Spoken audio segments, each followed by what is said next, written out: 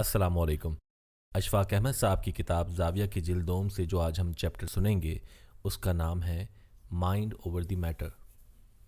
ये जहन का बाज़ार भी अजीब मंडी है जिसमें कभी भी कोई छुट्टी नहीं होती। दिन को जहन काम जारी रखता है और रात को सो जाने पर ख्वाबों की सूरत में अपने अमल में मसरूफ़ रहता है। और उसमें एक दिलचस्प और निहायत अजीब बात यह है कि इस मंडी में बाहर के ताजिर भी आते रहते हैं। कुछ काफ़िले समरकंद बुखारा से, कुछ गल्फ़ और कुछ विलायत से आते जाते और शामिल होते रहते हैं। ये अमल रुकने और ख़त्म होने को नहीं आता और अक्सर यूं भी होता है कि कुछ ऐसे लोग भी आकर जहनी और फ़िक्री अमल में शामिल हो जाते हैं जिनकी बहुत सी चीज़ें मुस्तआर में भी लेनी पड़ती हैं और उन्हें अपनाना भी पड़ता है। और कुछ ऐसे सवालात जहन में घर कर लेते हैं जिनसे जान छुड़ाना मुश्किल हो जाती है और कुछ को तो ज़िंदगी में बाकायदा शामिल करना पड़ जाता है। मसलन खुदा के बारे में बहुत से सवाल किए जाते हैं और पूछा जाता है कि खुदा क्यों है, कैसे है, किस तरह से हो सकता है, क्योंकि हम उसे अपने हवा से खमसा से जान नहीं सकते। ऐसे और कई तरह के सवाल आपके ख्याल में भी उतरते होंगे। लोग 3-4 किस्म के सवाल पूछते हैं। एक ये कि एक बच्चा जो एक ख़ास घराने में और ख़ास मजहबी ख्यालात रखने वाले घराने में पैदा हुआ, लामहला तौर पर उसका मज़हब वही होगा जो उसके वालिदैन का है। उस बच्चे में तब्दीली लाने के लिए क्या तरीका इख्तियार किया जाए और उसको इस बड़ी शाहराह पर कैसे लाया जाए जिसकी हम तर्जुमानी करते हैं। ये सवाल भी अमूमन पूछा जाता है कि कई ऐसे गैर मुस्लिम जिन्होंने बड़ी नेकी के काम किए, तो क्या ये लोग बहशत में नहीं जाएंगे, जिस तरह गंगाराम ने और गुलाब देवी ने अस्पताल बनवाए थे। उस पर हम किसी और प्रोग्राम में बात करेंगे। इस तरह जहन की मंडी में हर तरह का सौदा चलता रहता है और जब खुदा की ज़ात का सवाल आता है तो फिर काफ़ी मुश्किल पड़ती है। हमारे यहाँ भी इस मामले पर चंद रोज़ कबल बड़े पढ़े लिखे जय्यद और सयाने ये बात करते रहे और हम भी सुनते रहे और इसमें शामिल भी होते रहे। ख़वातीन व हज़रात, नतीजा यहाँ तक पहुँचा कि मरई यानी देखी जाने वाली चीज़ ज़्यादा ताकतवर होती है या गैर मरई ना देखी जाने वाली चीज़ ज़्यादा ताकतवर होती है। सामने नज़र आने वाली चीज़ तो ताकतवर है ही, तो क्या जो चीज़ नज़र नहीं आती वो भी ताकतवर हो सकती है? और अगर इन दोनों का तकाबुल किया जाए तो कौन सी चीज़ ज़्यादा ताकतवर होती है? ये निहायत अच्छा, बहुत ही हैरान कुन और तवज्जो तलब सवाल था। आप भी ये सुनकर हैरान होंगे कि जितनी भी गैर मरई यानी इनविजिबल चीज़ें हैं वो बड़ी ताकतवर होती हैं और नज़र में आने वाली चीज़ों से ज़्यादा फोकियत और तक़वियत रखती हैं। हवा नज़र नहीं आती, लेकिन हवा के दोनों रूप, चाहे वो ऑक्सीजन की शक्ल में हो या कार्बन डाइऑक्साइड की शक्ल में हो, ज़िंदगी अता करने वाले हैं। और हमारे एक सांस के बिल्कुल करीब ही दूसरा सांस खड़ा होता है और मौजूद होता है और दुनिया की कीमती तरीन शय ऑक्सीजन हमें मुफ्त मिलती है और किसी गरीब या अमीर में तमीज़ के बगैर मिलती है। फ़र्ज़ कीजिए कि अगर खुदा न खास्ता ज़िंदगी का ये कीमती तरीन सरमाया हमें दुकान से जाके लेना पड़ता तो क्या समा होता। सुबह हर कोई अपना अपना डब्बा लिए ऑक्सीजन भरवाने निकला होता, फिर दफ्तर, स्कूल या कॉलेज जाने की बात करता। हम तो छोटे काम नहीं कर सकते। ऐसी सूरत हाल और जानवरों, जानदारों और इंसानों की धक्कमपेल और भीड़ में सब चकरा कर मर जाते। हवा अपने दोनों रूपों में नज़र नहीं आती, लेकिन इतनी ताकतवर है कि अगर ये ना हो तो हमारी ज़िंदगी ही ख़त्म हो जाए, चरिंद परिंद, शजर और हजर भी ख़त्म हो जाए। ऐसे ही आप गौर करें तो ऐसी नौयत की और भी कई चीज़ें मौजूद हैं। लेकिन अब आप सोच रहे होंगे कि अगर आप खड़े हों और किसी बिल्डिंग या प्लाजे से कोई पत्थर टूटकर आपके सर पर लगे तो आपको आटे दाल का भाव मालूम हो जाए। अभी पिछले दिनों ज़लज़ले ने क्या तबाही मचाई है, कितने ही लोगों का जानी नुकसान हो गया। इस तरह सबसे सख्त और ताकतवर चीज़ तो पत्थर है, लेकिन आप हवा को ताकतवर गर्दान रहे हैं, हालांकि नज़र में ना आने वाली चीज़ ज़्यादा ताकतवर है। लेकिन हम इस बात पर तवज्जो नहीं देते और नहीं दे रहे कि ये पत्थर, पहाड़, चट्टानें और ज़लज़ले से गिरने वाले भारी भरकम गार्डर, सुतून और मीनार जो कई ज़िंदगियां ख़त्म कर देते हैं, अगर कशिश शकल या ग्रेविटी ना हो ये हमारा कुछ नहीं बिगाड़ सकते। और कशिश शकल ऐसी चीज़ है जो नज़र नहीं आती। फ़र्ज़ कीजिए कि ज़मीन में कशिश ना हो तो ऊपर से कितना ही बड़ा पत्थर क्यों ना गिरे, वो तो बस डांस करता हुआ ही रह जाएगा। और अगर आप उसको थप्पड़ मारेंगे तो वो डांस करता हुआ दूसरी सिमत चला जाएगा, क्योंकि उसमें तो कोई जान भी नहीं होगी। अमेरिका ने अफ़गानिस्तान में डेजिकेटेड बम्बों के साथ जितनी बमबारी की है और 52 तैयारों से जो बड़े बड़े बम गिराए हैं, یہ سب کشش ثقل کی بدولت ہی ممکن ہوا ہے۔ اگر زمین میں کشش نہ ہوتی تو اس وقت افغانستان کے بچے ان بمبوں سے فٹ بال کھیل رہے ہوتے۔ اس سے ثابت یہ ہوا کہ غیر مرئی چیز یعنی نہ نظر آنے والی چیز زیادہ طاقتور ہوتی ہے۔ اس کی طاقت کا اندازہ لگانا بھی مشکل ہوتا ہے۔ آپ روشنی کو دیکھیں، یہ نظر نہیں آتی، یہ ہر چیز کو منور ضرور کرتی ہے لیکن نظر نہیں آتی۔ بلب سے نکلنے والی روشنی اور مجھ تک پہنچنے والی روشنی یا فرش کے اوپر ہالہ بنانے والی روشنی کے درمیان جو روشنی کا سفر ہے وہ نظر نہ آنے والا ہے۔ آپ یہ سن کر بھی حیران ہوں گے کہ سورج جو اس قدر روشن سیارہ ہے اور ہماری زندگیوں کا دار و مدار اس پر ہے، وہ ساری روشنی جو سورج ہمیں عطا کرتا ہے اور جو زمین پر پڑتی ہے، اگر ہم سورج اور زمین کے درمیان سفر کریں اور اس حد کو عبور کر جائیں جہاں سے روشنی ریفلیکٹ نہیں ہوتی، تو آپ یہ دیکھ کر حیران ہوں گے کہ سورج اور زمین کے درمیان اتنا اندھیرا ہے جس کا آپ اندازہ نہیں لگا سکتے۔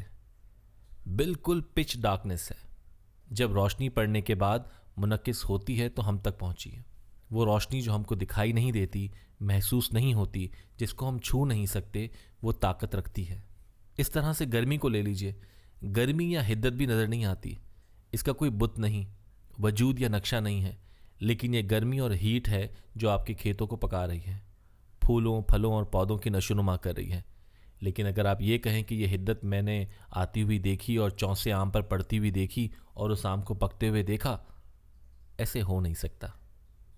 یہ بات ایسے ہی ہے جیسے کہ مائنڈ اوور دی میٹر کے الفاظ استعمال کیے جاتے ہیں۔ ذہن کی جو ایک منڈی لگی ہے، اس کی طاقت آپ کے اچھے، توانا اور خوبصورت وجود پر شدت سے حاوی ہے۔ ذہن میں غصہ، غم، چالاکی، نفرت، شدت اور خوف جو ہیں، یہ ساری چیزیں بھی انویزیبل ہیں، یہ نظر نہیں آ سکتی، اور نظر نہ آنے والی چیزوں نے آپ کی، میری اور ہم سب کی زندگی کا احاطہ کر رکھا ہے اور ہم کو بری طرح سے جکڑ رکھا ہے کہ ہم اس کے سامنے بے بس ہیں۔ اگر مجھے غصہ نظر آتا، نفرت کہیں سے بھی دکھائی دے دی جاتی تو میں اسے چھوڑ دیتا۔ اگر نفرت کی تصویر کھینچی جا سکتی تو پتہ چلتا کہ یہ کتنی بد شکل چیز ہے۔ اس کے کئی پاؤں ہوتے، گندی سی ہوتی، آدھی بلی اور آدھے چوہے کی صورت والی ہوتی، لیکن اسے ہم دیکھ یا چھو نہیں سکتے، لیکن ہمارے دیکھے جانے والے وجود پر ان چیزوں کا قبضہ ہے۔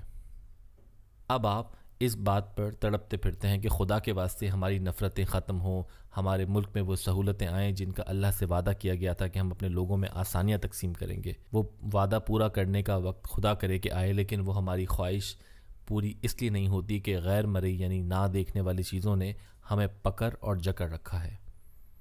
جب آپ اپنے گھر والوں، دوستوں یا دشمنوں کے ساتھ لڑتے ہیں تو آپ اپنا غصہ یا نفرت کسی جسم میں رکھنے والی چیز کی صورت میں دکھا نہیں سکتے، محسوس کروا سکتے ہیں۔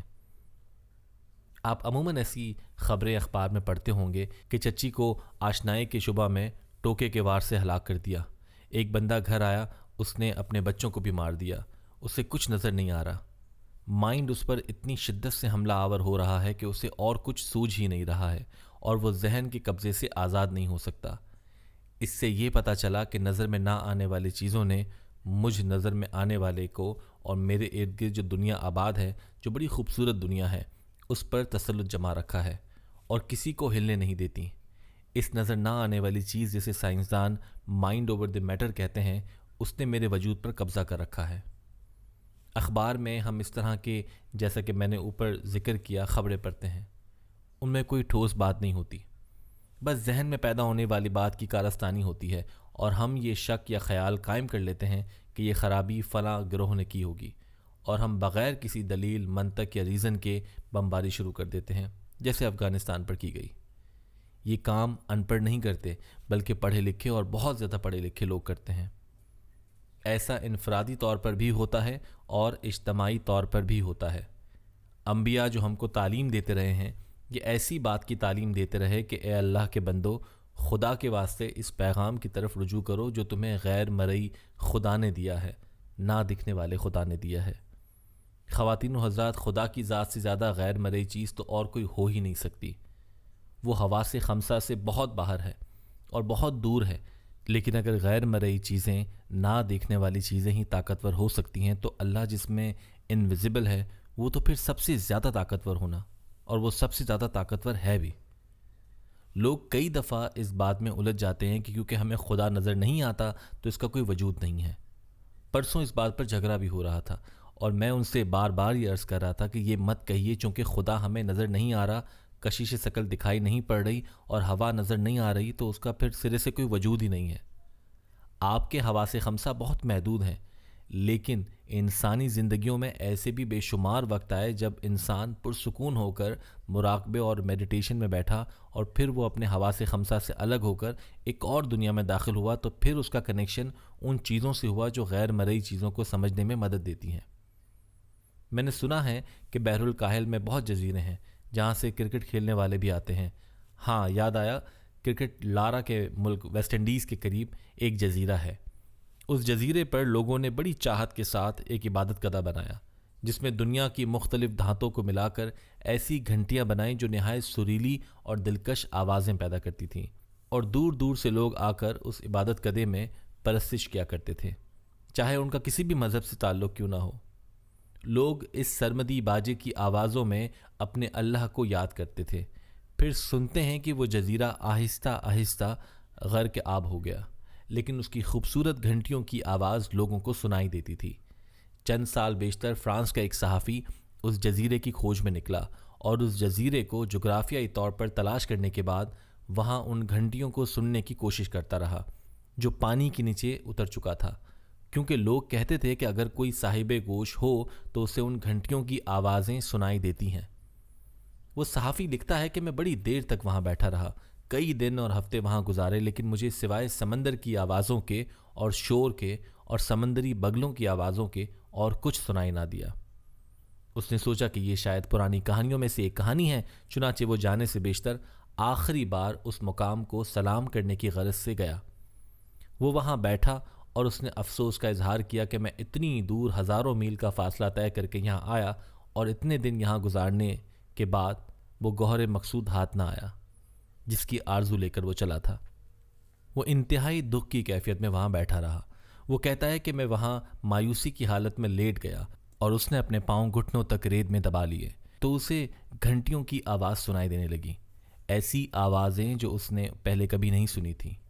وہ اٹھ کر بیٹھ گیا اور وہ صدائیں اور وہ ہوائیں جو پہلے اسے سنائی دے رہی تھیں ایک دم سے خاموش ہو گئیں اور ان گھنٹیوں کی آوازیں صاف سنائی دینے لگیں۔ وہ نظر نہ آنے والی آوازیں پانی کے اندر سے آنے لگیں۔ وہ صحافی کہتا ہے کہ جتنی دیر میرا دل چاہا میں وہ سریلی اور مدھر آوازیں سنتا رہا، اور اب میں اس نتیجے پر پہنچا ہوں کہ اگر صدیوں پہلے ڈوبے ہوئے عبادت گدے کی گھنٹیوں کی آواز سننی ہے تو سمندر کا شور سننا ہوگا، اور اگر اپنے اللہ سے ملنا ہے تو اس کی مخلوق کو سننا ہوگا۔ یہی ایک راستہ ہے، کیونکہ اللہ نظر نہ آنے والا ہے جبکہ اس کی مخلوق نظر آنے والی ہے۔ اگر آپ اس کی مخلوق کے ساتھ رابطہ قائم کریں گے تو بڑی آسانی کے ساتھ وہ سڑک مل جائے گی جو گھنٹیوں والے عبادت گدے سے ہو کر ذات خداوندی تک پہنچتی ہے۔ آج ہماری گفتگو میں یہ بات معلوم ہوئی کہ نظر نہ آنے والی چیز نظر آنے والی چیز سے زیادہ طاقتور اور قوی ہوتی ہے، اور یہ نظر نہ آنے والی ساری صفات ہمارے گوشت پوست کے انسان پر اور ہماری زندگی پر کس طرح سے حاوی ہیں، اسے ہم تنہا بیٹھ کر بخوبی اندازہ کر سکتے ہیں، اور ان چیزوں نے ہمیں اذیت میں ڈال رکھا ہے اور یہ ہماری اچھی سی زندگی کا ماسٹر بن کر بیٹھی ہوتی ہے۔ میری دعا ہے کہ اللہ آپ کو آسانیاں عطا فرمائے اور آسانیاں تقسیم کرنے کا شرف عطا فرمائے۔ اللہ حافظ۔